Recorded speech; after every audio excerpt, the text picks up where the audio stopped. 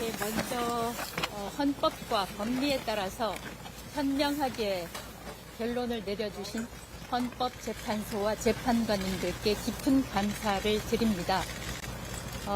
가장 큰 이슈가 됐던 것이 2인 체제에 대한 것이었는데 재판관님들 설명을 들어보면 제가 판단하건대는 국회에서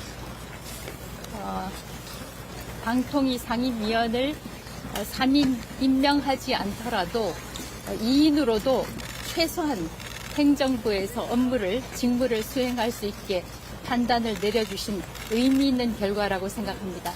제 개인적으로는 심판정을 마주보고 왼쪽에 태극기가 있었습니다. 그리고 그 가운데에 헌법이라고 적힌 로고 사인이 있었는데 저는 이 헌법을 국민들이 만든 것이기 때문에 오늘 기각 결정은 국민들께서 내려주신 것이라고 생각합니다.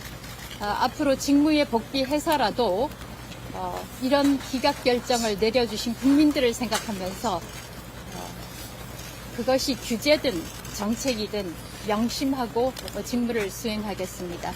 고맙습니다.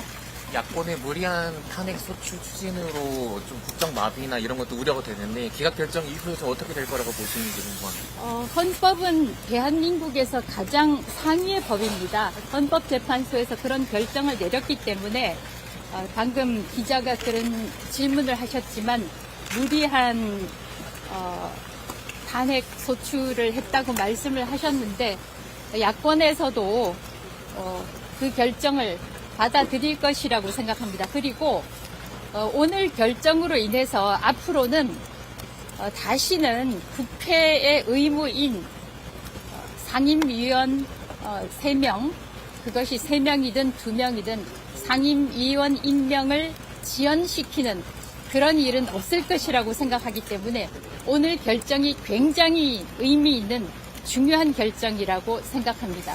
네, 그래도 재판관 절반인 4명은 방통위 2인 체제 위법성 지적하며 인용 의견 밝혀주시기도 했는데 이에 대해서는 어떻게 생각하십니까?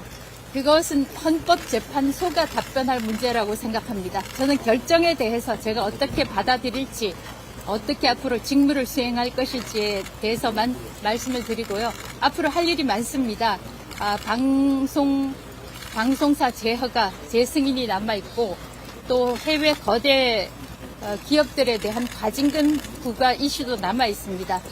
직무에 복귀해서 업무를 잘 수행할 수 있도록 기자 여러분들께서도 국민들께서도 많이 지원해 주시기를 부탁드립니다.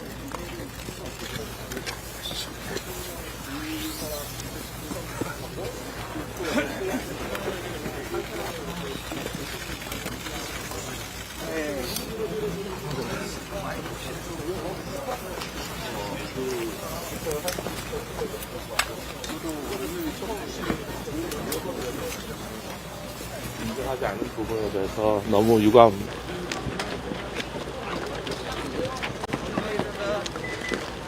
조심해야 될 것 같은데. 뒤에 포토라인, 뒤에 포토라인.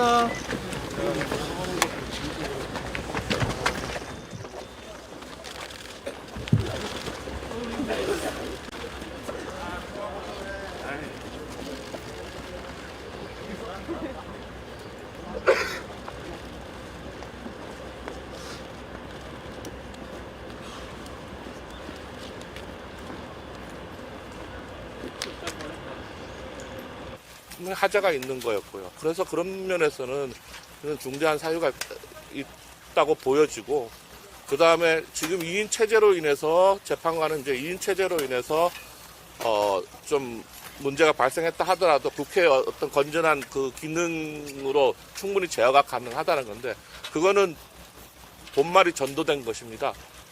위법한 직무집행이 있었기 때문에 국회에서 견제를 한 거고요. 근데 그게 지금 헌재에서 재판관 사인이 판단한 그 부분에 대해서는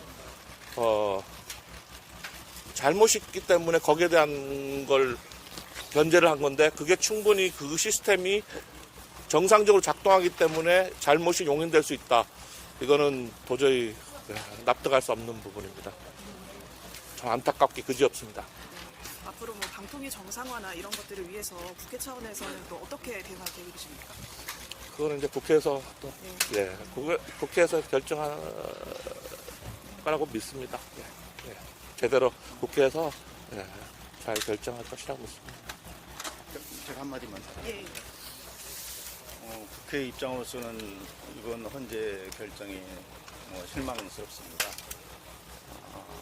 사실은 방통위가 국회가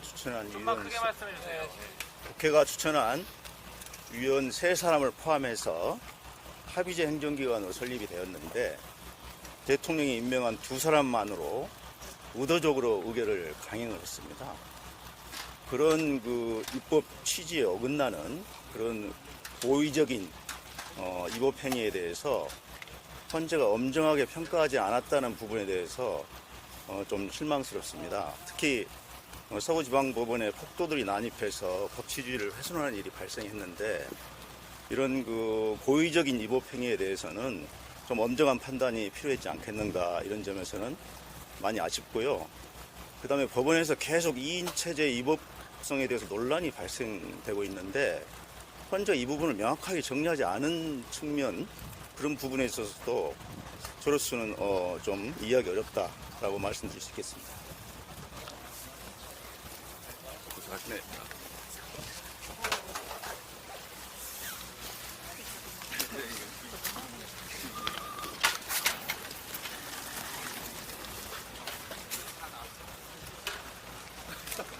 저희가